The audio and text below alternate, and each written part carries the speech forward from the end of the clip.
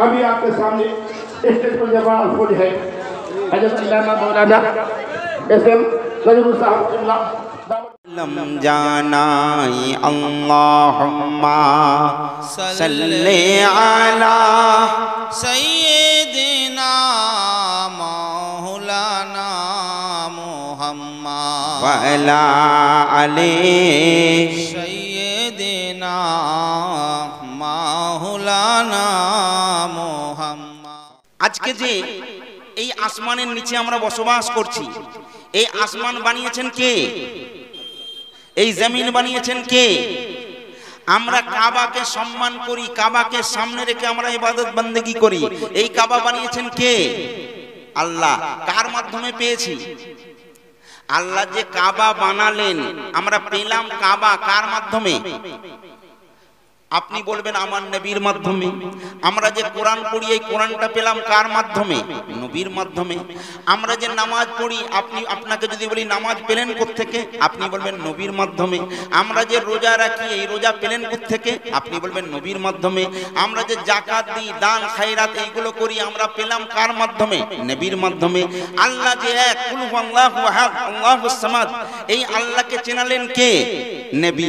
তাহলে আল্লাহকেও চিনলাম নবীর মাধ্যমে, নামাজ পেলাম নবীর মাধ্যমে, রোজা পেলাম নবীর মাধ্যমে, যা কিছু আমরা পেয়েছি সব নবীর মাধ্যমে। কিন্তু আজকে বড় আফসোস কোথায় জানেন?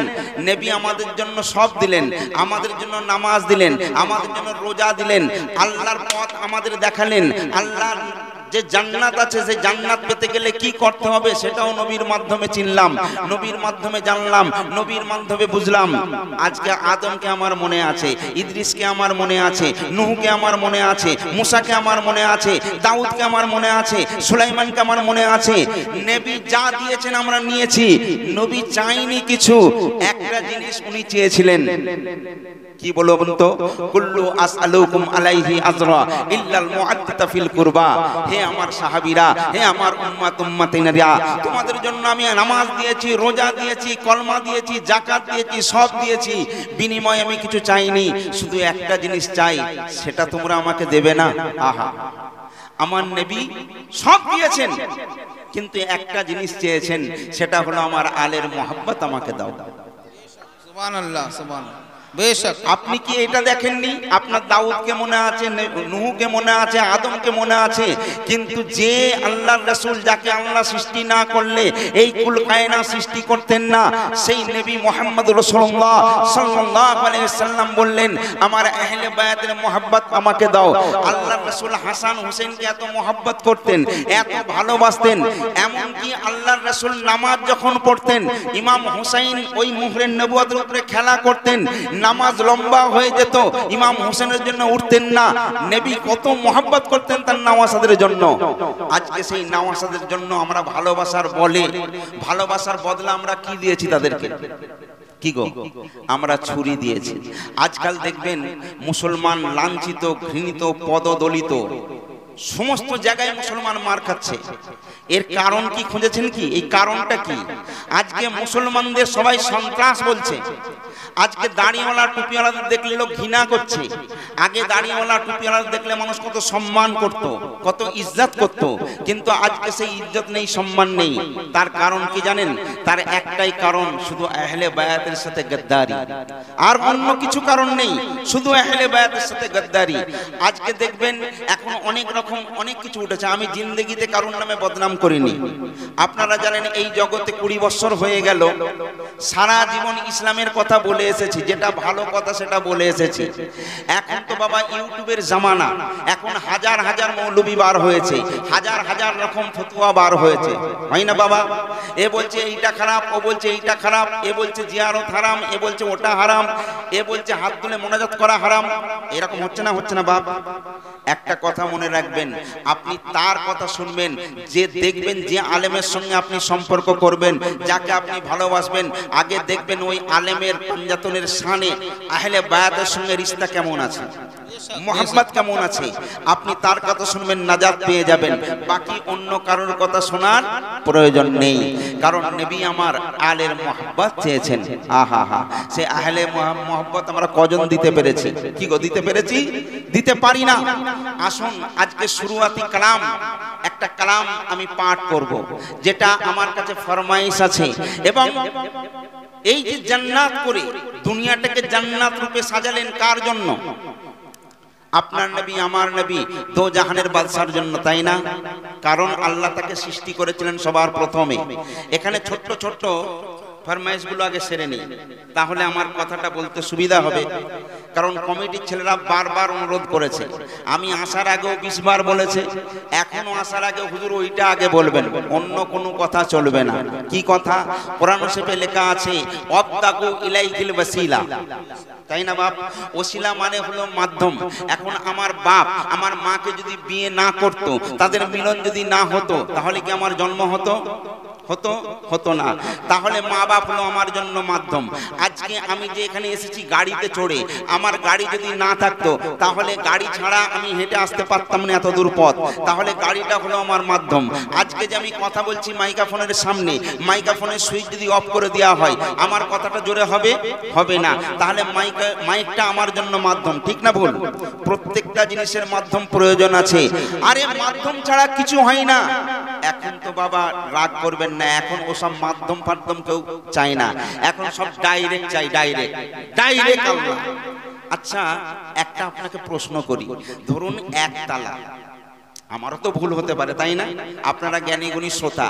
এখন একতলায় যদি আপনার মতো কোনো জ্ঞানী মানুষকে আমি উঠতে বলি, তো আপনি কি করে উঠবেন? আপনি বলবেন ভাই সিঁড়ি লাগাও, না হলে মোয়ের ব্যবস্থা করো। কারণ একতলায় উঠতে গেলে সিঁড়ির প্রয়োজন হয়, কি বাপ, মোয়ের প্রয়োজন হয়। কিন্তু কিছু বাঁদর হনুমান আছে, তারা বলবে আমাদের সিঁড়িও দরকার নেই, মোয়েরও প্রয়োজন নেই। তারা কি করে ওঠে জানেন? লাফ মেরে উঠবে। লাভ কেটে উঠা কার কাজ? হনুমান বাঁদরের কাজ। এটা কোনো সাধারণ বা জ্ঞানী মানুষের কাজ নয়।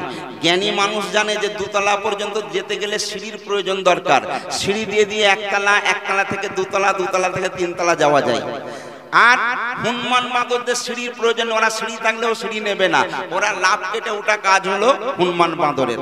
আচ্ছা বলুন, এটা একতলা, আপনি যদি ডাইরেক্ট যান, মানে এই উপরে যদি আপনি লাফ মারেন, পড়বেন কোথায়? নিচে পড়বেন। আপনি এখান থেকে যদি লাফ মারেন, উপরে যাবেন না নিচেই পড়বেন? তাহলে পরিষ্কার হয়ে গেল, ডাইরেক্ট মানে হলো নিম্নগামী, আর উপরে উঠতে গেলে সিঁড়ি বা মাধ্যমের প্রয়োজন আছে, ঠিক না ভুল? আছে। যে নেবে না। আরে ভাই মাধ্যম কি বলছেন? আল্লাহরও মাধ্যম হয়েছে। আল্লাহ যে এক, কুল হুয়াল্লাহু আহাদ। আল্লাহ কি নিজে বলেছেন যে আমি কুল হুয়াল্লাহু আহাদ, আমি এক আল্লাহ, আমি লা শারিকা আল্লাহ? কার কাছ থেকে আপনি পেলেন? নবীর পাক জবানি থেকে আপনি পেয়েছেন। নবী আল্লাহর পরিচয় দিয়েছেন, এক আল্লাহ আছে, সেই আল্লাহকে মেনে নাও। ইব্রাহিম নবীর ঘটনা আপনি শুনেছেন, ইব্রাহিমকে কোনোদিন চোখে দেখেননি, কার জবান থেকে শুনেছেন? মুস্তাফার জবান থেকে শুনেছেন। আদম আলাইহিস সালাম এসেছিলেন দুনিয়ার জমিনে, 300 বছর ধরে কেঁদেছিলেন, আপনি আদমকে দেখেননি, কার জবান থেকে শুনেছেন? মুস্তাফার জবানি থেকে শুনেছেন। আজ আফসোস কি বলুন তো, আমরা নামাজ নিলাম, রোজা নিলাম, নবীদের নিলাম, সব কিছু নিলাম, যার মাধ্যমে পেলাম তাকেই সাইড করে দিয়েছে। আমরা বলছি ও আবার কে, কেউ বলছে ও নূর, কে বলছে মাটি, কত রকম ফেতরাজি। একটা কথা বলি, ইমানটা তাজা হয়ে যাবে।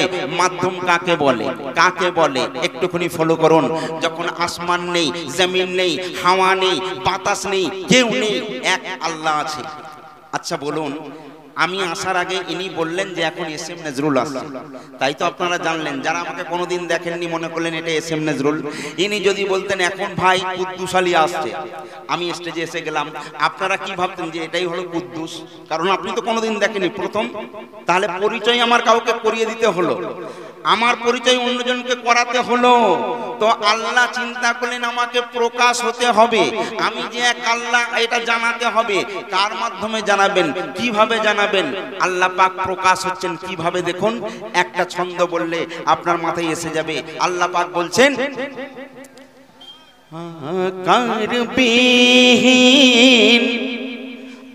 আকার বিহীন আল্লাহ যখন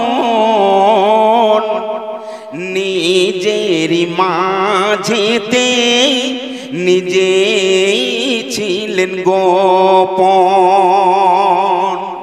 তারপর প্রকাশ করিতে নিজেকে তখন, এই দেখুন, নিজের জাত হতে এক নূর করেন সৃজন। জোরে বলুন সুবহানাল্লাহ। আমার কথা বুঝতে পাচ্ছেন তো?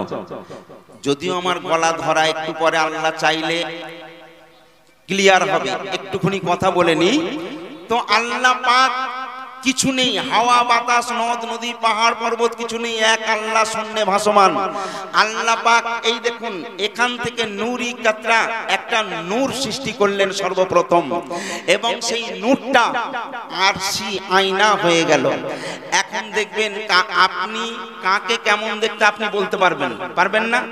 অমুককে অমুকের মতন দেখতে, তমুককে তমুকের মতন দেখতে, কিন্তু আমি যদি বলি আপনাকে কেমন দেখতে, বলতে পারবেন? নো। কখন বলতে পারবেন? আপনাকে কেমন দেখতে এটা বলতে হলে আয়নার কাছে যাওয়া লাগবে। কি? আয়নার কাছে গেলে আপনি আপনার চেহারাটা পরিষ্কার বুঝতে পারবেন, তাই না? তো আল্লাহ যে এত সুন্দর, আল্লাহ পাক নিজে নিজেকে কোনোদিন দেখেননি। সর্বপ্রথম যখন নূর বানালেন, নূরটা আইনে আরশি, আরশি হয়ে গেল, আয়না হয়ে গেল। আল্লাহ নিজে কেমন নিজেকে দেখলেন, বড় খুশি হয়ে গেলেন। হয়ে যাওয়ার পর আল্লাহ সেই নূরকে জিজ্ঞেস করছে, কি নূর? সেই নূরকে বলে, জানো কি তুমি? এই নূর, আমি তো তোমাকে বানালাম, কিন্তু তুমি কি জানো? সেই নূরকে বলে, জানো কি তুমি? আর সামনে তোমার কে বলো আমি? নূর বলছে, লও কথা, আমি আবার আপনাকে চিনব না? আচ্ছা, যে বাচ্চা, ছোট্ট বাচ্চা গুড়গুড়ু করে চলে, ওই বাচ্চা কথা বলা যদি শিখে যায়, ওই বাচ্চার কাছে মা যদি গিয়ে বলে, খোকন সোনা আমি তোর কে, বাচ্চাটা কি জানে না যে ওটা আমার মা? যেহেতু সে তো কথা বলতে শিখে গেছে, সে তো চিনে গেছে, তো নূর তো চিনে গেছে। নূর তখন বলছে, আয় আল্লাহ, আপনি তো আমার স্রষ্টা, আমি তো আপনার সৃষ্টি, আমি আবার আপনাকে চিনব না? কিন্তু আমি আপনাকে চিনি, আপনি আমার স্রষ্টা, আপনি আমার মালিক। কিন্তু ওই নূর বলছে, আপনাকে কি নামে আমি ডাকবো? দেখুন, নতুন কারোর সঙ্গে আলাপ হলে অনেকে বলে, দাদা আপনাকে কি বলবো? চাচা বলবো, মৌলবি বলবো, দাদা বলবো, কি বলবো? বলে না, বলে না? তো নূর তখন বলছে, আপনি তো আমার মালিক, আপনাকে চিনলাম, কিন্তু আপনাকে কি নামে ডাকবো? আল্লাহ বলছে, তাই তো, তুমি আমায় ডাকবে, আমায় কি নামে ডাকতে চাও? তোমার যেটা পছন্দ সেই নামে ডাকো। তো নূর তখন বলছে, আপনি বেয়াদবি মাফ করবেন, আমার মন চাইছে একটা নামে আপনাকে ডাকি। কি নাম? সেই নূর প্রথম নাম রাখছে কি দেখেন, সেই নূর বলে নাম তোমার, সেই নূর বলে নাম তোমার, দিলাম আমি আল্লাহ। সুবহানাল্লাহ, সুবহানাল্লাহ। আর একটু জোরে বলুন, সেই নূর বলে নাম তোমার, দিলাম আমি আল্লাহ। আল্লাহ বলছে, কি সুন্দর নাম, তুমি কে গো? নূর বলে, লও কথা, আমি তো আপনার সৃষ্টি। বলে, তোমার নাম কি? বলে, আমার আবার নাম কি? আল্লাহ বলছে, এই নূর, তুমি যখন আল্লাহ বলে আমায় ডাকলে, আমিও একটা নামে তোমায় ডাকবো। কি নাম? আর খুশি হয়ে আল্লাহ বলেন, তুমি মুহাম্মদ রাসূলুল্লাহ। জোরে বলুন। আর খুশি হয়ে আল্লাহ বলেন, তুমি মুহাম্মদ রাসূলুল্লাহ। সঙ্গে সঙ্গে আর কায়া গেল লুকায়ে, ছায়া গেল ছুপায়ে। কি গো, আল্লাহর কোনো আকার ছিল? নবীর কোনো ছায়া ছিল? ব্যাপারটা কি? পৃথিবীর জমিনে প্রত্যেকটা জিনিসের ছায়া পড়ে, কিন্তু আমরা যারা বলে নবী আমাদের মতো, আমি তাদেরকে কয়েকটা প্রশ্ন করতে চাই। প্রথম একটা প্রশ্ন যদি উত্তর জানা থাকে আপনারা বলবেন, তবে আপনারা নয়, যারা নবীকে আমাদের মতো মনে করে যে নবী তো আমাদের মতোই মাটির মানুষ। প্রথমে একটা প্রশ্ন বলি, আচ্ছা বলুন তো, আমরা যখন নামাজ পড়ি, এই নামাজ যদি কেউ পড়ে, সে পীর সাহেব হোক, হাজি সাহেব হোক, গাজী সাহেব হোক, মৌলবি হোক, মুফতি হোক, যাই হোক, আপনি যখন নামাজে দাঁড়ালেন, নিয়াত করে আল্লাহু আকবার বলে বুকে তাহরিমা বাঁধলেন, ওই হালতে কাউকে সালাম দেওয়া যাবে? কারোর সঙ্গে কোনো কথা বলা যাবে? যাবে না।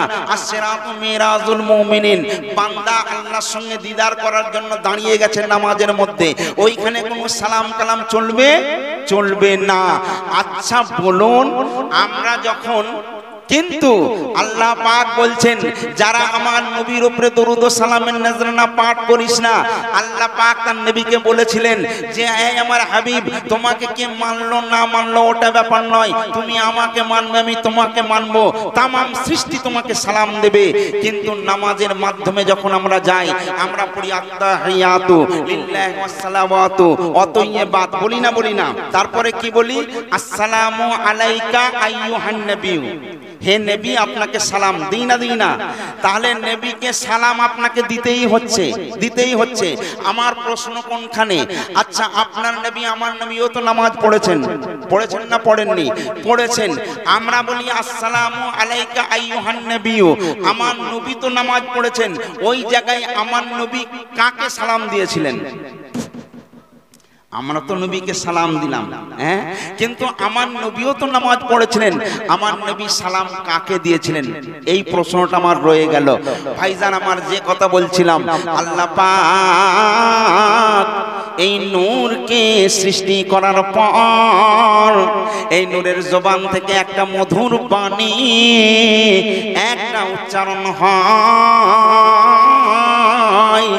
আপনারা জানেন মাটির আদম আলাইহিস সালামকে সৃষ্টি করার পর আদম শফিউল্লাহর জবান থেকে বার হয়েছিল আলহামদুলিল্লাহ, মানে সমস্ত প্রশংসা আল্লাহর। কিন্তু আল্লাহ পাক এই নূরকে সৃষ্টি করার পর এই কথা বার হয়নি, এই নূরের জবান থেকে বার হচ্ছে লা ইলাহা ইল্লাল্লাহ, লা ইলাহা ইল্লাল্লাহ, লা ইলাহা ইল্লাল্লাহ, নেই কোনো মাবুদ আল্লাহ ছাড়া।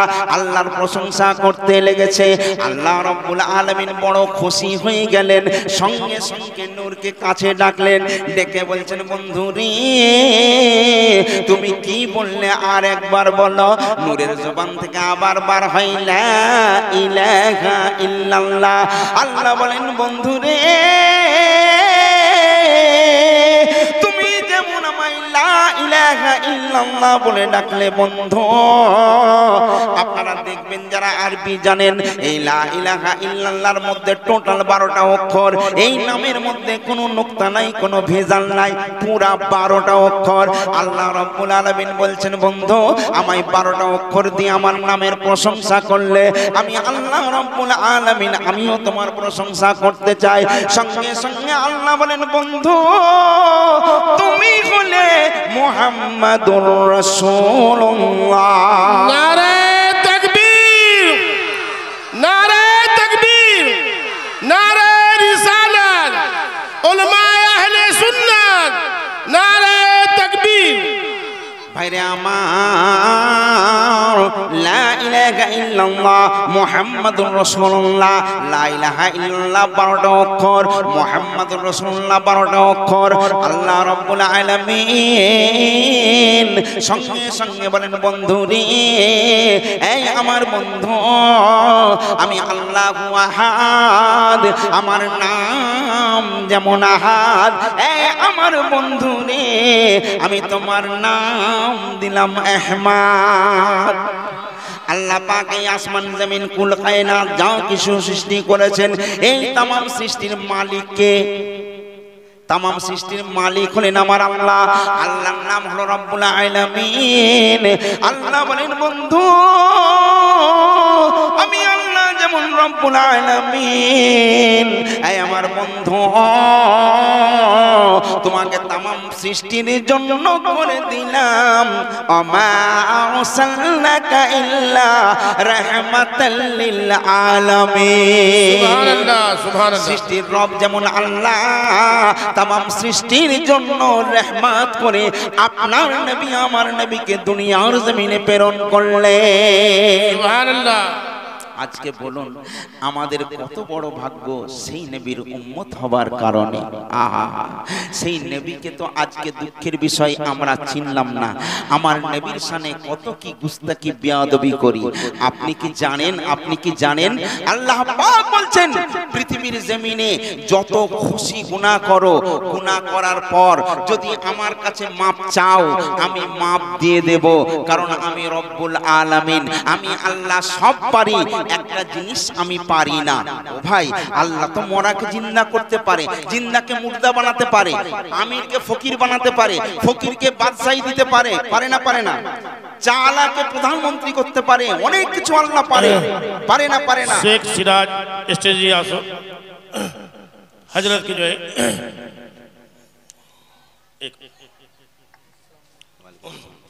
नारे तकबीर नारे रिसालत उलमाए अहले सुन्नत नारे तकबीर अब दुरूद शरीफ पढ़ना अल्लाहुम्मा सल्ले अला सय्यदिना व मौलाना मुहम्मद व अला आले सय्यदिना व मौलाना मुहम्मद আপনারা আমার নবীর শান জানেন না আল্লাহ রাব্বুল আলামিন বলেন বান্দারে আমি আল্লাহ সব পারি একটা জিনিস পারি না সেটা হলো আমি আমার রহমত থেকে কাউকে বঞ্চিত করতে পারি না সুবহানাল্লাহ বুঝতে পারলেন না আল্লাহ পাক বলছেন বান্দা তুই যদি হাজার হাজার গুনাহ করিস পাপ করিস অন্যায় করিস আমি আল্লাহ আমার কাছে যদি ক্ষমা প্রার্থনা করিস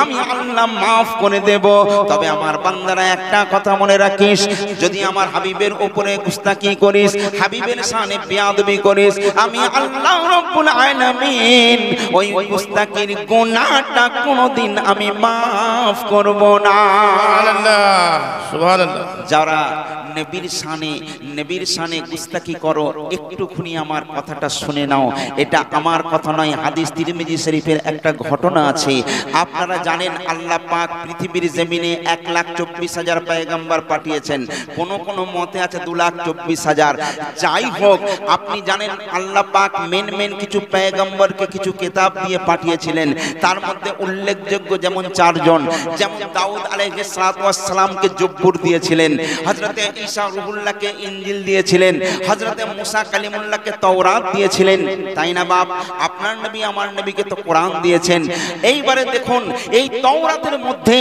যে তাওরাতটা মুসা কালিমুল্লাহর উপরে নাজিল হয়েছে এই তাওরাতের মধ্যে একটা নাম কি নাম আহা দেখছে 4 জায়গায় কার নাম মুসা কালিমুল্লাহর নাম আর 72 জায়গায় আপনার নবী আমার নবী জনাবে মুহাম্মদুর রাসূলুল্লাহ আহা সুবহানাল্লাহ এই যে আমরা মুহাম্মদ সাল্লাল্লাহু আলাইহি সাল্লাম বললেই আমরা চুম্বন দিই আরে মুহাম্মদ নামটাই এমন তোমার চুমু না দিলেও বলছে আল্লাহ পাক বলছেন তুই বেটা চুমু দিবি না আমার হাবিবের নাম নিবি চুমুন দিবি না এই যে দুটো ঠোঁট আছে আপনি বলুন মুহাম বলার সাথে ঠোঁটকে চুমে নিচ্ছে জোরে বলুন না সুবহানাল্লাহ অনেকে আমাকে একটা লোক প্রশ্ন করছে ভাই আপনারা এই মুহাম্মদ সাল্লাল্লাহু আলাইহি সাল্লামের নাম শুনলেই কেন চটচট করে চুম্বন দেন আমি বলছি হাতটা কার আপনার না আমার বলছে আপনার তো চুম্বন দেন কেন তাকে বলতে হবে কেন চুম্বন দেই আমি তাকে বলছি আপনি আপনার মেয়েকে চুম্বন দেন কেন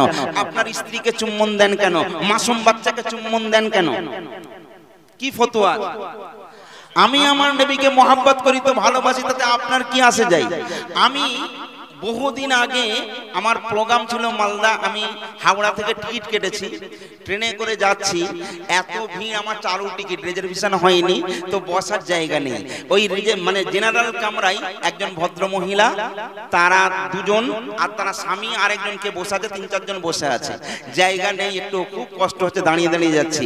ওই মহিলার কোলে একটা ছোট্ট বাচ্চা বসেছিল, আমি বাচ্চার দিকে আমার নজর পড়লো, আমি বাচ্চার দিকে তাকালাম, বাচ্চাটা আমার দিকে মুচকি হাসলো, আমি হাত পাততেই বাচ্চাটা আমার কোলে চলে এলো, আমি সঙ্গে সঙ্গে বাচ্চাটার গালে একটা চট করে চুম্বন দিয়ে দিলাম। দেবার পর বলছি বাচ্চাটা কি সুন্দর, খবরদার একে মারবেন না। কি নাম? একজন বলছে ওর নাম হচ্ছে ইরশাদ। বলি খুব সুন্দর নাম। মাকে কোলে দিয়ে দিয়েছি। কিছুক্ষণ পরে আমাকে বলছে হুজুর কোথায় যাবেন? বলি মালদা। বলে এখানে বসুন। আমি বলি না না বসবো না। বলে না না বসুন বসুন। সে জোর করে, তারা কষ্ট করে সরে যেও আমাকে সিট দিয়ে দিল। তাহলে আমি চিন্তা করলাম যে ছোট্ট বাচ্চাকে চুম্বন দেবার কারণে আজকে মা বাপ খুশি হয়ে গেছে। আপনি কি জানেন আল্লাহ পাক বলছে আমি যাকে সৃষ্টি করেছি তাকে না সৃষ্টি করলে এই কুল কায়না সৃষ্টি করতাম না। হে আমার হাবিব, আল্লাহ পাক তার হাবিবকে বলে দিয়েছেন, তামাম উম্মত উম্মতিকে বলে দাও, হে আমার হাবিব, কুল ইন কুনতুম তুহিব্বুনাল্লাহ ফাত্তাবিউনি ইউহিব্বুকুমুল্লাহ ওয়া ইয়াগফির লাকুম যুনুবাকুম আল্লাহু গফুরুর রহিম। যারা আল্লাহর নৈকট্য ভালোবাসা পেতে চাও সবার পূর্বে আমার নবীকে মুহাব্বত করো।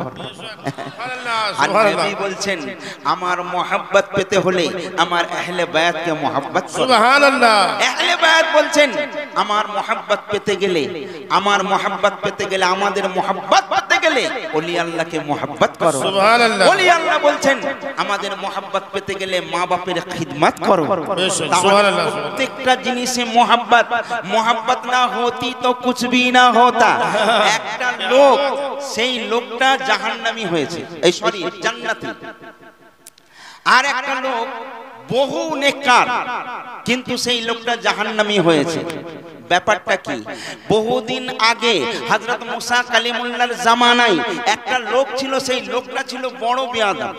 দুনিয়াতে কারোর সঙ্গে তার মিল ছিল না, তাই লোকেরা সবাই তাকে ঘৃণার নজরে দেখতো। অনেক মানুষ আছে না এইরকম থাকে না, তো মানুষের সঙ্গে তার রিশতা নেই, সম্পর্ক নেই, তাই কেউ তাকে ভালোবাসে না। আল্লাহ অনেক বড় করবে, সুবহানাল্লাহ। তো সেই লোকটা যখন ইন্তেকাল করছে, ওই গ্রামবাসীরা বলছে এই লোকটা ছিল বহুত বাজে লোক, এই লোকটাকে আমরা মাটি দিতে দেব না।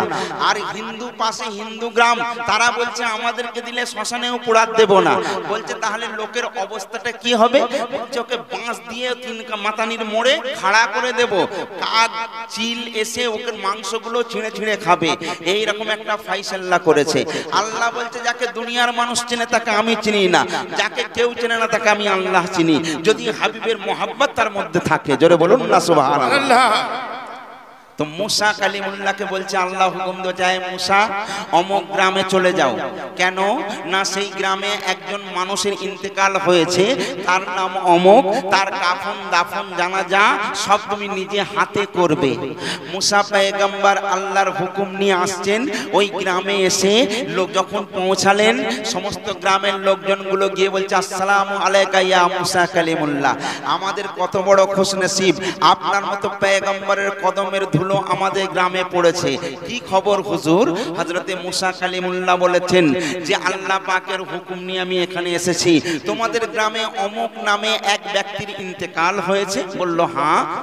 কি ব্যাপার? ওই লোকটাকে আপনি চেনেন? বলে আমি চিনি না, কিন্তু আল্লাহ পাক তার জন্য খাস করে আমাকে পাঠিয়েছেন, আর আমার উপর হুকুম আছে ওই লোকটার কাফন দাফন জানাজার সব দায়িত্ব আমার, আমি এগুলো করব।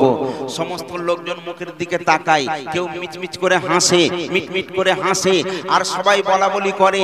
কিছু লোক তো বলেই ফেললো, হে মুসা কালিমুল্লাহ আপনার ব্রেন ঠিক আছে তো, আপনার স্ক্রু ঢিলে নেই তো? বলে তার মানে কি বলতে চাইছো? সমস্ত লোকজন বলছে আপনি তো পয়গম্বর, শুনেছি আল্লাহর সঙ্গে আপনি কথা বলেন, কিন্তু আপনি কি জানেন যে এই লোকটার কাফন দাফন জানাজা করার জন্য আল্লাহ আপনাকে পাঠিয়েছেন? এই লোকটা এত বাজে লোক, এই লোক লোকটার সঙ্গে কারোর মোহাব্বত নেই, কারো ভালো সম্পর্ক নেই, কিন্তু এই লোকটাকে আমরা চিন্তা করেছি যখন মারা যাবে এর আমরা মাটি দেব না, বরং একে খাড়া খাড়া বাঁশের মধ্যে রেখে দেবো বেঁধে, কাক চিল শকুন এসে ওর মাংস ছিঁড়ে ছিঁড়ে খাবে। এই লোকটার প্রতি কেউ খুশি নয়। আর এত বাজে লোকের জন্য আপনার মতো একটা পয়গম্বরকে আল্লাহ পাঠালেন, নিযুক্ত করলেন। আচ্ছা, এই কথা যদি মুসা পয়গম্বরকে বলা হয়, মুসা পয়গম্বরের কষ্ট হবে না? উনি তো লজ্জিত হয়ে গেলেন। উনি আল্লাহর কাছে বলছেন, মাবুদ, আয় আল্লাহ, আপনি তো সব জানেন। আল্লাহ, আপনি জানেন যে এই লোকটা পাপী, অন্যায়কারী, বদকারী, এর মতো আর বাজে লোক কেউ নাই। আর এই লোকটার কাফন দাফন জানাজার জন্য আপনি আমাকে পাঠালেন। ধরুন কোনো একটা দামি লোক যদি আসে কারো জানাজা পড়তে, সেই লোকটাও নিশ্চয়ই দামি হবে, সেই লোকটা বিরাট বড় হাজি গাজী আলেম হবে। এই জন্য তার সম্মান রক্ষার্থে দূর থেকে বড় বড় মুফতি কিরামগঞ্জ তারা আসতে পারে না। কিন্তু একটা মদ করে এই গ্রামে যদি একটা খারাপ লোক মরে যায়, আর তার জন্য যদি দেখা যায় আমাদের বেরেলি থেকে হুজুর আহমদ রাজা বেরেলি রহমাতুল্লাহ আলাইহি এসেছেন, তাহলে লোকের একটা কৌতূহল হবে না যে হুজুর এমন একটা লোকের জন্য আপনি এলেন? প্রশ্ন হতেই পারে। মুসা কালিমুল্লাহ আল্লাহর কাছে বলেন, মাবুদ, এই রব্বুল আলামিন আল্লাহ, আপনি এমন একটা বাজে লোকের জন্য আপনি আমায় নিযুক্ত করলেন। আল্লাহ বলেন, মুসা,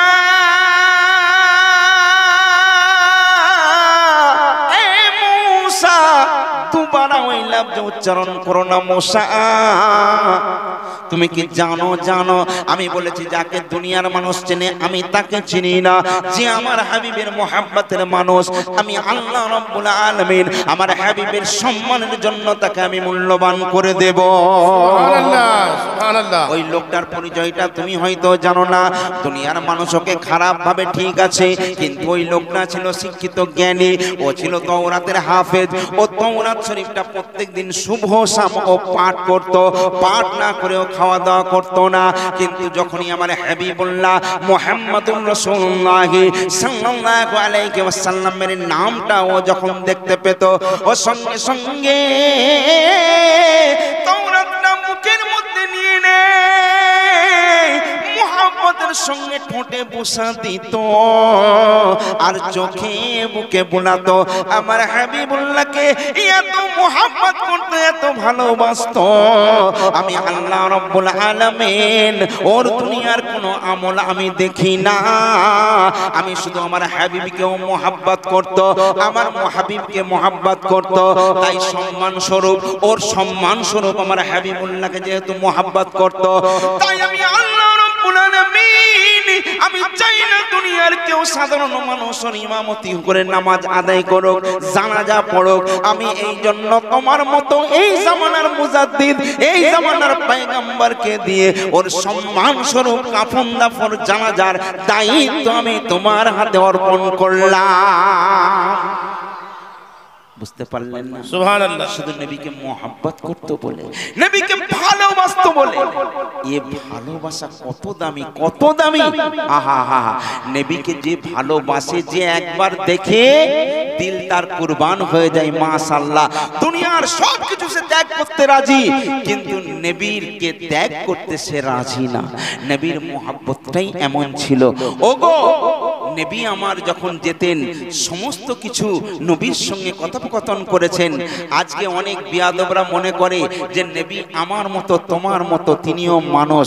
কিন্তু আল্লাহ পাক আমার নবীকে কি মাকাম দিয়েছেন, কি সম্মান দিয়েছেন।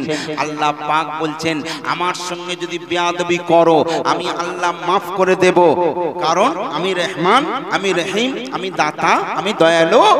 কিন্তু আমার হাবিবের শানে গুস্তাকি করলে সেই গুনাহটা আমি মাফ দেব না। সুবহানাল্লাহ। তৎকালীন জামানায় মুসা কালিমুল্লাহর একজন ভক্ত, তার নাম ছিল আবুল হারেসা।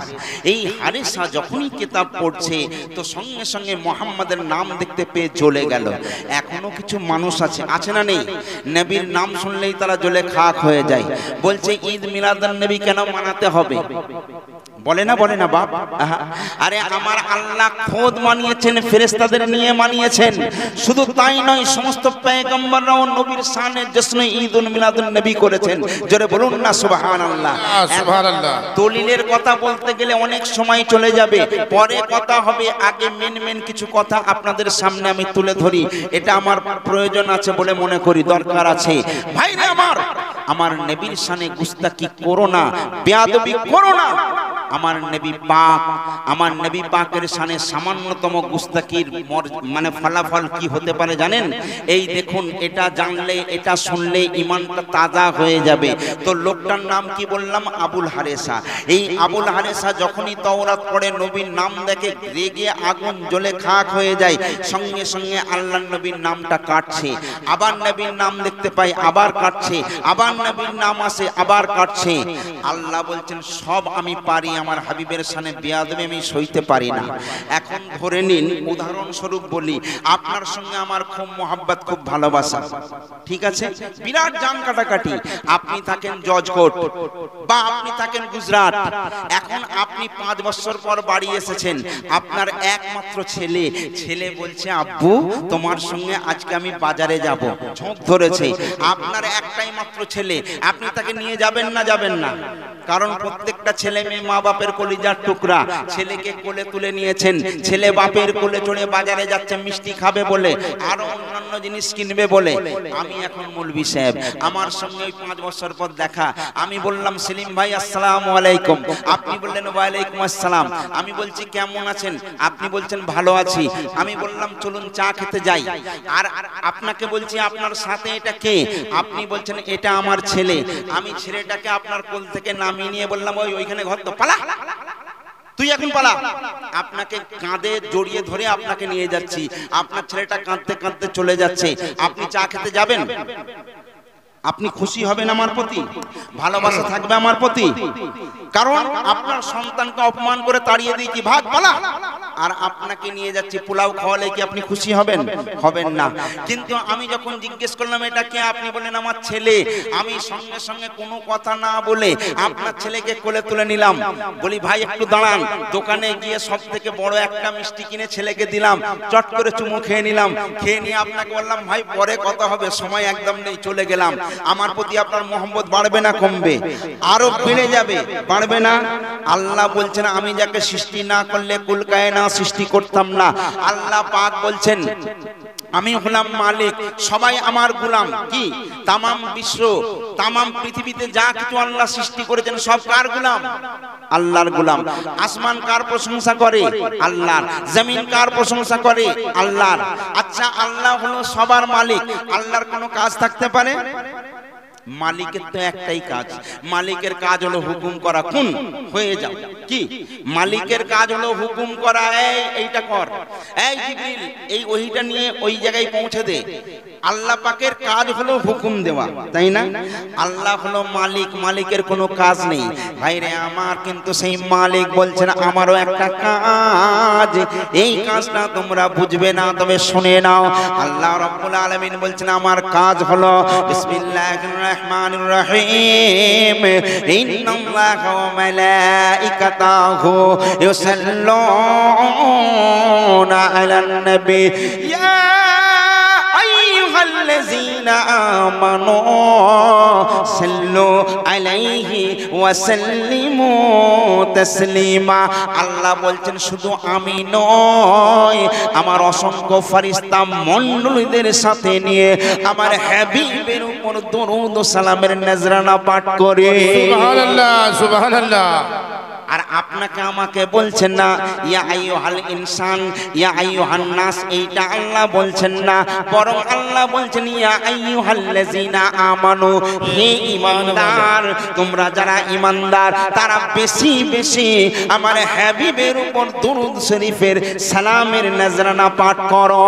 সুবহানাল্লাহ, সুবহানাল্লাহ। যে আল্লাহ এত মহান, এই মহান হয়ে এখন ধরুন যদি এখানে প্রধানমন্ত্রী বা মুখ্যমন্ত্রী কেউ এসে যায়, সে যদি এসে একজনকে ডেকে বলে ভাই এখানে এসো, সে এলো, এসে বলছে এ হলো আমার ডান হাত, এ খুব ভালো ছেলে, এর মতো আর ছেলে হয় না।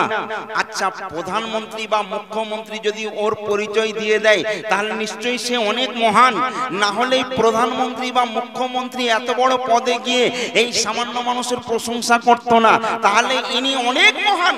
তাই মুখ্যমন্ত্রী বলছেন ইনাকে তোমরা ভালোবাসবে, ইনাকে ভালোবাসলে আমার কাছে চাওয়ার দরকার নেই, না চাইলেই দিয়ে দেব। জোরে বলুন না সুবহানাল্লাহ।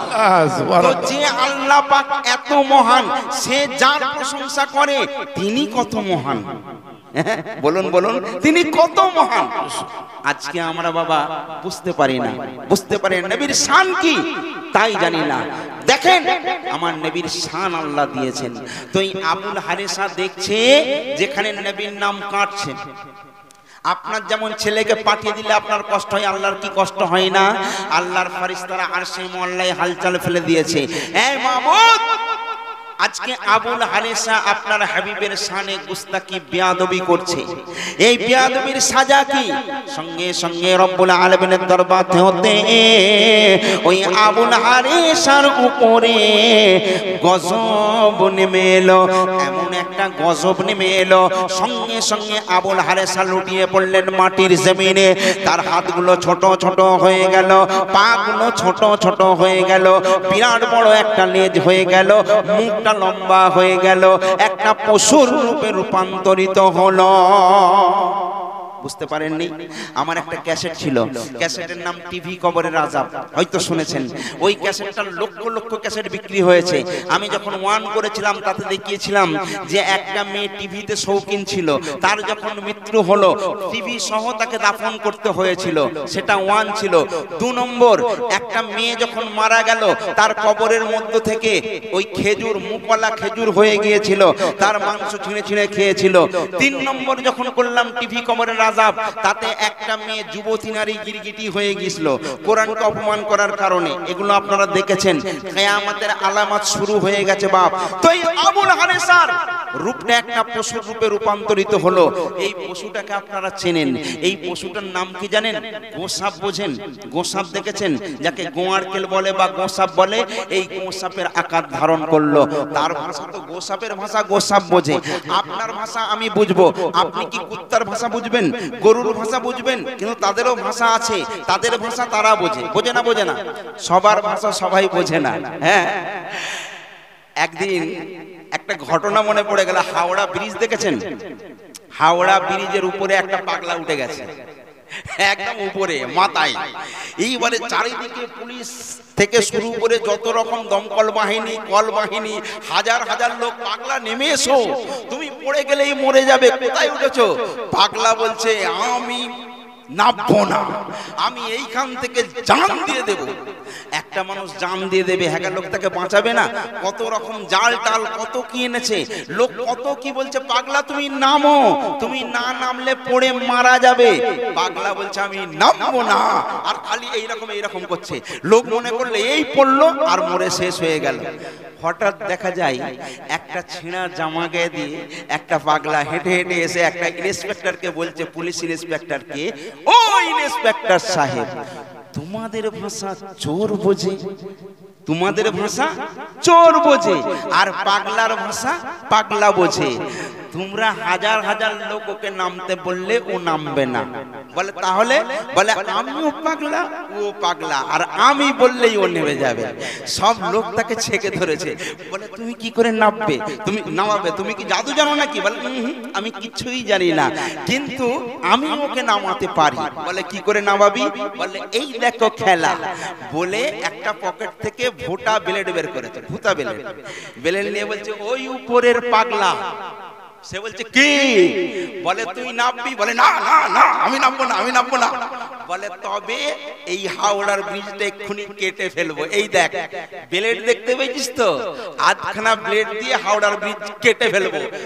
কাটিনিস কাটিনিস, আমি নামতেছি, আমি নামতেছি, আমি নামতেছি, কাটবি নি একদম। তো পাগলার কথা পাগলা বোঝে। একটা কথা বলি ভাইজান, কলা কিনতে গেলে কলাওয়ালার কাছে যাওয়া লাগবে, চাল কিনতে গেলে চালওয়ালার কাছে যাওয়া লাগবে। আপনি সোনা দোকানে গিয়ে যদি বলেন দাদা 1 মিনিট বিড়ি দিন, সোনালা আপনাকে মারবে না, বলে আরবে বেটা এটা শোনা পাওয়া যায়। আপনি কাপড় দোকানে গিয়ে বলছেন দাদা 5টা ফুচকা দিন, দোকানদার কাপড়ওয়ালা আপনাকে দেবে? আপনি ফুচকা দোকানে গিয়ে বলছেন দাদা ভাই আমাকে 2 কিলো ডাল দিন, সে দেবে? তাহলে চাল কিনতে গেলে চালওয়ালার কাছে যাওয়া লাগবে, কলা কিনতে গেলে কলাওয়ালার কাছে যাওয়া লাগবে, সোনা কিনতে গেলে সোনাওয়ালার কাছে যাওয়া লাগবে, আল্লাহ পেতে গেলে আল্লাহওয়ালার কাছে যাওয়া লাগবে। বেশক সুবহানাল্লাহ। আজকে আমরা তো পথ ছেড়ে দিয়েছি, আজকে আমরা খুঁজছি কোথায়? মদের দোকানে। আল্লাহকে নবীকে খুঁজছি কোথায়? আমরা তাসের ঘরে। আল্লাহকে নবীকে খুঁজছি কোথায়? ওই চায়ের দোকানে। ওখানে কি নবীকে পাবে? ওখানে কি আল্লাহকে পাবে? সাহাবাতে আউলিয়া, আগে ভালো সহবত লাভ করো, আল্লাহর ওলিদের সহবত লাভ করো, তবেই তো তোমার চোখটা খুলবে, তবেই তো আসল নকল তুমি বুঝতে পারবে, তাই না? আজকে আমরা নকলের মধ্যে সবাই হাবুডুবু খাচ্ছি। যাই হোক, যে কথা বলছিলাম, তো আবুল হারেসা ওই রকম নাম কাটার পর তার চেহারাটা পশুর রূপে রূপান্তরিত হয়ে গেল।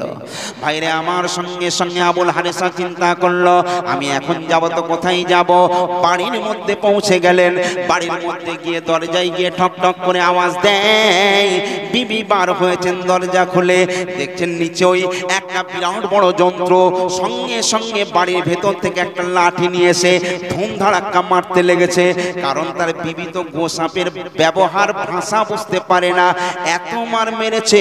গোসাপ চিন্তা করলো একে তো বোঝানো যাবে না, এ তো আমায় চিনতে পারে না, হয়তো মেরে ফেলবে, এখান থেকে আমি পালাই। এই আবুল হারেসা গোসাপটা চলে গেল। হযরতে মুসা কালিমুল্লাহর প্রিয় আবুল হারেসা মুসা কালিমুল্লাহর ঘরের মধ্যে গিয়ে ঠক ঠক করে আওয়াজ দেয়। মুসা কালিমুল্লাহ বার হলো। বার হবার পর দেখতে পেল বিরাট বড় একটা গোসাপ। সঙ্গে সঙ্গে মুসা লাঠি আনতে গেছে ভেতরে মারধর করবে। সঙ্গে সঙ্গে আবুল হারেসা একটা পাত্রের মধ্যে পানি ছিল, লম্বা লম্বা জিভ ছিল, ওই জিভ দিয়ে ওই জায়গাটায় লিখে বলছে হুজুর আপনি ভালো করে দেখেন, আমি কোনো যন্ত্র নই, আমি আপনার প্রেমিক, আপনার আশিক, আমার নাম হলো আবুল হারেসা। মুসা পয়গম্বর বসে পড়লেন। এবারে আবুল হারেসার সঙ্গে কথা হচ্ছে। আবুল হারেসা বলছে হুজুর, মুসা কালিমুল্লাহ বলছে তোমার এই অবস্থা কেন হলো? বলে হুজুর তাওরাতের মধ্যে 4 জায়গায় শুধু আপনার নাম, আপনার উপরে যে তাওরাত নাজিল হয়েছে মাত্র 4 জায়গায় সেই তাওরাতের মধ্যে আপনার নাম। আর কোথাকারকে মুহাম্মদ সাল্লাল্লাহু আলাইহি ওয়াসাল্লাম তার 72 জায়গায় নাম। এই জন্য আমার গুসা হয়েছে, আমার রাগ হয়েছে, তাই নবীর নামগুলো আমি যখন কাটতে লেগেছিলাম সঙ্গে সঙ্গে আল্লাহ তরফ হইতে গজব এসে আমার উপর পড়ার পর এই রকম হাল অবস্থা আমার হয়ে গেছে হুজুর। মুসা কালিমুল্লাহ বলছে সর্বনাশ, তুমি কি জানো যাকে আল্লাহ সৃষ্টি না করলে কুল কায়নাও সৃষ্টি করতে না, আর সেই নবীর সামনে তুমি বিয়াদবি করেছো, এত বড় বিয়াদবি। আবুল হারেসা বলছে হুজুর ভুল তো হয়ে গেছে, আপনি তো পয়গম্বর, পয়গম্বররা দোয়া করতে দেরি আল্লাহর কবুল করতে দেরি হয় না, কারণ পয়গম্বররা হলো মাসুম। আর আল্লাহ তো বলেছে বান্দা গুনাহ করতে ভালোবাসে, আমি আল্লাহ মাফ করতে ভালোবাসি, আপনি মাফ চান। সঙ্গে সঙ্গে মুসা পয়গম্বর যে হাত তুলেছেন, আল্লাহ বলে মুসা হাতটা নামাও। এই মুসা আমি আল্লাহ বলেছি বান্দা হাজার হাজার গুনাহ করে আমার কাছে যদি মাফ চায় আমি আল্লাহ কিন্তু মাফ করে দেব, কিন্তু আমার হাবিবুল্লাহর শানে সামান্যতম গোস্তাকি বিয়াদবি যদি কেউ করো আমি আল্লাহ কিন্তু সেই গুনাহটা মাফ করব না। সুবহানাল্লাহ সুবহানাল্লাহ। বুঝতে পারলেন না? ব্যাস, এবারে মুসা যাবে তো কোথায় যাবে? এমন সময় মুসার মনে পড়ে যায় আর সে মোল্লায় একটা নাম দেখেছিল। কে দেখেছিল? হযরতে আদম সফিউল্লাহ দেখেছিল লা ইলাহা ইল্লাল্লাহ, তার সঙ্গে যুক্ত করে লেখা ছিল মুহাম্মাদুর রাসূলুল্লাহ। আদম সফিউল্লাহ জান্নাত থেকে যখন আল্লাহ পাক বের করে দিলেন, এই দুনিয়ার জমিনে একদিন নয় দুদিন নয় বাপ 300 বছর কেঁদেছিলেন আল্লাহ পাকের দরবারে। হযরতে আদম সফিউল্লাহ কেঁদেছেন এই কথা বলে, ও রব্বানা যালামনা আনফুসানা ওয়া ইল্লাম তাগফির লানা ওয়া তারহামনা লানাকুনান্না লাকুন্না মিনাল খাসিরিন। কিন্তু আল্লাহর দরবারে দোয়া কবুল হয়নি। আদমের যখন মনে পড়েছিল আর সে মোল্লায় একটা আমি নাম দেখেছিলাম, সঙ্গে সঙ্গে বলেন মাবুদ,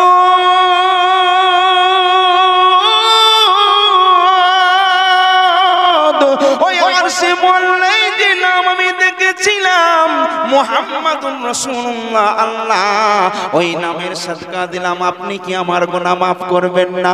এবার আল্লাহ যাবে তো কোথায় যাবে? আল্লাহ বলেছিল আদম রে, প্রথমে যদি আমার হাবিবুল্লাহর নামের সাদকা দিতিস, আমি আল্লাহ এত কষ্ট তোকে পেতে হতো না, আমি আল্লাহ তোকে মাফ করে দিতাম। সুবহানাল্লাহ, আজকেও যখন আমার নবীর সাদকা দিতে আমি তোকে মাফ করে দিলাম। তো মুসা কালিমুল্লাহ তখন আল্লাহ পাকের দরবারে হাত তুললেন, ফরিয়াদ করলেন, আল্লাহ যাবে তো কোথায় যাবে, এবার তো মাপ দিতেই হবে, না হলে তো হাবিবের সম্মান থাকে না। আল্লাহ বলছেন মুসা, তবে শোনো একটা কথা আছে, আবুল হারেসা মাপ পাবে। কবে মাপ পাবে? একটা কথা আপনাদের এর মধ্যে বলি, কোন মানুষ যদি দুনিয়া থেকে মারা যায়, আপনি যদি কারোর কাছে কোনো ঋণ করে থাকেন, কোনো অন্যায় করে থাকেন, আগে তার কাছ থেকে মাপ চেয়ে নেবেন। অনেকে মারা যাবার পর অনেকে তার ছেলে মেয়েরা বলে যে বাবা আমার বাপ মা যদি কারোর কাছে অন্যায় করে থাকে মাপ করে দিও, আর যদি কোনো ঋণ করে থাকে আল্লাহর রাস্তায় মাপ করে দিও। না, এ কথা না, আপনার বরং বলা উচিত যে আমার আব্বা হয়তো সেই সময় বলতে পারেনি, উনি যদি কারোর কাছে কোনো ঋণী থাকেন আপনারা বলবেন আমরা চেষ্টা করব দেবার, ইনশাআল্লাহ আমরা দিয়ে দেব। কি কারণ ঋণ নিয়ে দুনিয়া থেকে যাওয়ার প্রয়োজন নাই, যাওয়ার দরকার নাই, আছে কারণ ঋণ আগে মিটিয়ে যেতে হবে। আর যদি কোনো মানুষের কাছে কোনো বেয়াদবি করেন, অন্যায় করেন, কাউকে কষ্ট দিয়ে থাকেন, আগে তার কাছ থেকে মাপ চেয়ে নেবেন। কারণ আল্লাহ পাক বলছেন তুমি যার কাছে অন্যায় করেছো সে যতক্ষণ না তোমায় মাফ করে আমি আল্লাহও তোমায় মাফ করব না। বুঝতে পেরেছেন? তো মুসা কালিমুল্লাহকে আল্লাহ পাক বলছেন ওই আবুল হারেসাকে অপেক্ষা করতে বলো, আমার হাবিব আসবে, আমার হাবিব যখন আসবে, আমার হাবিব যখন ওকে মাফ করে দেবে, তারপর আমি আল্লাহও তাহলে ওকে মাফ করে দেব। জোরে বলুন সুবহানাল্লাহ। তখন কিন্তু মুসা পয়গম্বরের জামানা চলছে। মুসার পরে হুদ এসেছে, ইলিয়াস এসেছে, ইব্রাহিম এসেছে, বহু পয়গম্বর, ইউসুফ এসেছে, হযরত ঈসা রুহুল্লাহ এসেছে, কত পয়গম্বর, একটার পর একটা পয়গম্বরের জামানা খতম হয়ে গেল, দৌড় খতম হয়ে গেল, তাই না? তারপরে আপনার আমার নবী আসছেন দুনিয়ার জমিনে, আপনার আমার নবী আসছেন। নবী পাক যখন এলেন দুনিয়ার জমিনে, আসার পর আস্তে আস্তে আস্তে আস্তে ইসলামের বোলবালা চারিদিকে শুরু হয়ে গেল। জোরে বলুন না সুবহানাল্লাহ। আল্লাহর রাসূল যেখানেই যেতেন সেখানেই সম্মান পেতেন। সবাই নবী মুহাম্মদ রাসূলুল্লাহ সাল্লাল্লাহু আলাইহি ওয়াসাল্লামকে একবার দেখতেন তো তার জন্য তার আশিক হয়ে যেতেন। এখানে কিন্তু আবুল হারেসা রইল। এবারে আমি আসছি নবী পাককে ওখানে আনাবো। নবী পাক কিভাবে আসছেন দেখুন। নবী পাক যখন চারিদিকে ইসলামের দাওয়াত দিতে লাগলেন, একটার পরে একটা মানুষ কলমা পড়ে মুসলমান হতে লাগলো। একদিন দেখা গেল, একদিন মক্কার সরজমিনে একজন ইহুদি, সেই ইহুদির পুরো পরিবার এবং তার পুরো ফ্যামিলি সবাই নবীর দুশমন ছিল। যেহেতু তারা আবু জেহেলকে মাননেওয়ালা, আবু জেহেলকে খুব ভয় করত। আর আবু জেহেল সেই সময় ছিল খুব শাসক এবং খুব কঠিন লোক, এবং তার দিলের মধ্যে কোনো মায়া দয়া ছিল না। যার পাওয়ার থাকলে যেমন হয়, দেখবেন এখন যার টাকা আছে, পয়সা আছে, জোট বল আছে, সেই হলো বাদশা, তাই না? সে যদি বলে বসতে হবে বসতে হবে, যদি বলে উঠতে হবে উঠতে হবে, খালি গায়ে ঘুরতে হবে তাই করতে হবে, হবে না? হবে না, কারণ জালিম বাদশার জামানা। তো সেই সময় আরবের মানুষ বেশিরভাগ গরিব মানুষ ছিল। আবু জেহেল, সাইবা, উতবা, আবু সুফিয়ান এরা ছিল বহুত কোটিপতি লোক, তাই এদের রাজ চলতো, এদের কথা মতো সমস্ত মানুষকে চলতে হতো। কিন্তু আবু জেহেল ছিল নবীর ঘরের লোক, কিন্তু নবীর একদম গদ্দারের রাসূল। নবীকে, নবীর সাথে এত দুশ্মনী করেছে, এত দুশ্মনী করেছে, এবং সে চাইতো নবীকে কিভাবে মেরে এখান থেকে তাড় করিয়ে দেওয়া যায়। কারণ সে দেখছে আল্লাহর নবীকে যে দেখে সেই নবীর আশিক হয়ে যায়। হবে না কেন? নবীর মধ্যে আল্লাহ তো সেই পাওয়ার দিয়ে পাঠিয়েছেন, হ্যাঁ কিনা বলেন? আহা। তো আবু জেহেলের মাননেওয়ালা একজন ইহুদি নারী, তার স্বামী ছিল খুব বড় লোক। তার স্বামী মারা যাবার পর তার অবস্থা এমন হয়ে গেল, পরনে যে একটা কাপড় পরবে ইজ্জত ঢাকার মতো কাপড় নেই, তাই ঘর থেকে সে বার হতে পারতো না, ছেঁড়া কাপড় পরে যেমন করে হোক ঘরের মধ্যে থাকতো এইভাবে। তার ছেলে বড় হয়েছে, ছেলেকে বলছে বাবা আমি তোর মা, তোকে একটা কথা বলি, শুনেছি এই মক্কাতে মোহাম্মদ নামে একজন আছে, তাকে যে দেখে তার আশিক হয়ে যায়, তার প্রেমিক হয়ে যায়, কলমা পড়ে মুসলমান হয়ে যায়, তাই আমার একটা অনুরোধ, খবরদার ওই মোহাম্মদের কাছে যাবি না, কারণ গেলেই তার আশিক হয়ে যাবি। ছেলে বলছে মা তুমি আমাকে জন্ম দিয়ে দুনিয়ার আলো দেখিয়েছো, আমি কোনোদিন তোমার কথার অমান্য করব না, কিন্তু ওই কাপড় নেই। মা বলছে দেখ না তোর চাচার কাছে গিয়ে বল না আমাদের কথা, চাচির কাছে গিয়ে বল, আর রিশতেদার আত্মীয় স্বজন আছে তাদের কাছে গিয়ে বল। সবার কাছে ওই ছেলেটা গেল, গিয়ে বলছে চাচা যান আপনি যদি একটা কাপড়ের ব্যবস্থা করতেন আমার আম্মা জান নিজের ইজ্জতটা ঢাকতো। বাপ বলছে চলে যা, কুতা তোর বাপ কুতা যা জায়গা জমি রেখে গেছে সব তেরা লুটপাট করে খেয়ে নিয়েছে। বলছে হবে না, এখান থেকে পালা। চাচার কাছে গেল, চাচির কাছে গেল, খালার কাছে গেল, খালুর কাছে গেল, সমস্ত রিশতেদারের কাছে চলে গেল, সবাই বিমুখ করে তাড়িয়ে দিল, কেউ একটা কাপড় দিল না। লাস্টে ছেলেটা বলছে তোমাদের একটা পোড়ানো কাপড় হলেও হবে, আমার মা খুব কষ্টেই রয়েছে, আমার মা তো কোনোদিন কারোর থেকে কিছু চাই না, একটা কাপড় দাও। বলল হবে না, ছেলেটা মন মরা করে চলে যাচ্ছে। ওই ছেলেটার বয়স 10 থেকে 12 বছর। আর সেই সময় রাস্তার মধ্যে একজনের সঙ্গে দেখা হলো, তিনি অন্য কেউ নয়, তিনি হলেন শেরে খোদা মাওলা আলী মুশকিল কুসা, তারও তখন ছোট বয়স। দেখা হলো দুজনের, কি ব্যাপার কোথায় গিয়েছিলে? বলল দেখো না আমার যত রিশতেদার তাদের কাছে গিয়েছিলাম, আমার মায়ের পরনে কাপড় নেই, সেই জন্য একটা কাপড়ের জন্য গিয়েছিলাম। তো হযরতে আলী মাওলা মুশকিল কুসা বলছেন শুনেছি ওইখানে একটা দরবার আছে, শাহী দরবার, ওইখানে যে যায় সে নিরাশ হয়ে ফেরে না, সে গেলেই তার ঝুলি ভরে যায়, তুমি একবার যাবে? বলে কোথায়? বলে আমার মা কিন্তু বলেছে এই মক্কাতে নাকি মোহাম্মদ নামে কেউ আছে, তাকে যে দেখে তার আশিক হয়ে যায়, তার কাছে আমি যাব না। আলী বলছে তাই নাকি, এটা কে বলেছে? বলে আমার মা বলেছে। বলছে আচ্ছা ঠিক আছে, তুমি তো কমসে কম একবার চলো। ভাইরা আমার, শাহী দরবারের দিকে ওই ছেলেটাকে যখন নিয়ে যাওয়া হলো, আল্লাহর নবী দু জাহানের বাদশা সাহাবা হুজুরদের নিয়ে বসে রয়েছেন। ওই ছেলেটা দূরে দাঁড়িয়ে গেছেন, যখনই আল্লাহর নবীর চেহারার দিকে তার নজরটা পড়েছে, আর নজরটা সে ঘুরাতে পারছে না, সে খাওয়া ভুলে গেছে, ঘুম ভুলে গেছে, মাকে ভুলে গেছে, বাড়ি ভুলে গেছে, একভাবে শুধু তাকিয়েই রয়ে গিয়েছে। আল্লাহর নবী কাছে ডাকলেন, বাবা তুমি একটু এসো। ছেলেটা দিশে হারার মতো আল্লাহর নবীর কাছে আস্তে আস্তে এলেন। আল্লাহর রাসূল তাকে বলছেন বাবা তুমি খুব কষ্টের মধ্যে রয়েছো, তোমার সমস্ত রিশতেদারের কাছে গিয়েছিলে, সবাই তোমায় দূর দূর করে তাড়িয়ে দিয়েছে, কারণ তোমার মায়ের একটা কাপড় দরকার। ছেলেটা মুখের দিকে তাকিয়ে রয়েছে, চমকে উঠলেন, উঠে বললেন ঠিক বলেছেন, কিন্তু কেমন করে আপনি জানলেন? আচ্ছা আমার নবী পাককে ইলমের গায়েব দিয়েছিলেন কে? আমার আল্লাহ। আমার নবী সবার মনের ভাষাও বুঝতে পারতেন, সমস্ত পশু পাখির জবানিও বুঝতে পারতেন। জোরে বলুন না সুবহানাল্লাহ, সুবহানাল্লাহ। ওই ছেলেটা চোখের পানি ছেড়ে কাঁদে, আমার যত রিশতেদার আমি সবার কাছে গেলাম, কেউ আমায় কিছু দেয়নি। আল্লাহর রাসূল বলছেন শোনো, তুমি যদি আমার থেকে কিছু নাও আমি দিতে রাজি আছি, তুমি কি নেবে? বলে কি দেবেন আপনি, কি দেবেন? বলে আমার কালি কামলি আছে, কামলি কালো কামলি চাদর, কত দামি কালি কামলি, এই কামলি চাদরটা বলছেন এইটা আমি তোমাকে দিতে পারি, এইটা নিয়ে গেলে তোমার মায়ের ইজ্জত ঢাকার জন্য যথেষ্ট, এইটাকে তুমি নেবে? বলে আমার কাছে তো কোনো পয়সা নেই। বলে কোনো পয়সার প্রয়োজন নেই, এইটা এমনি এমনি আমি তোমায় দিতে চাই।